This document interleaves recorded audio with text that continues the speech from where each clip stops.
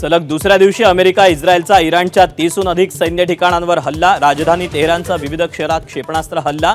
200हून अधिक ठार, 800हून अधिक जखमी.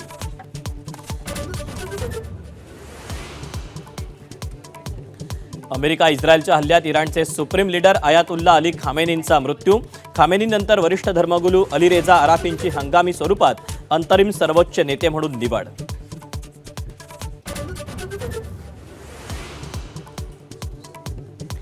इराणच्या प्रमुख नेत्यांकडून डोनाल्ड ट्रम्प यांच्या हत्येचा फतवा.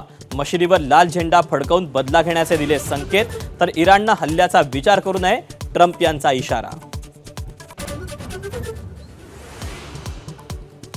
अमेरिका आणि इस्रायलचा इराणच्या नौदलावर हल्ला. कोणार्क बंदरावरील इराणच्या फ्रिगेट्स केल्या उद्ध्वस्त.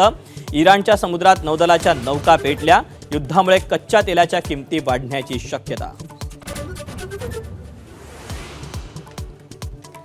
नागपूरच्या काटोलमधील एसबीएल कंपनीतल्या स्फोटात 17 जणांचा मृत्यू, 18 जण जखमी.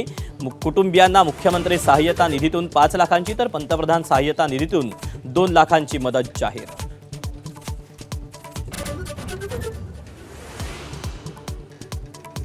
शिमग्यासाठी कोकणात जाणाऱ्यांचा प्रवास खडतर. रेल्वे गाड्या अनेक तास उशिरानं तर मुंबई गोवा महामार्गावरील माणगाव आणि इंदापूर शहरात वाहतूक कोंडी.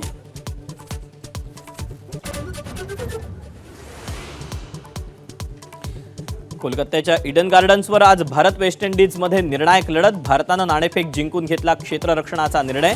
दोन्ही संघांसाठी करो या मरोची स्थिती. विजेत्या संघाला मिळणार T20 विश्वचषकाच्या सेमीफायनलचं तिकीट.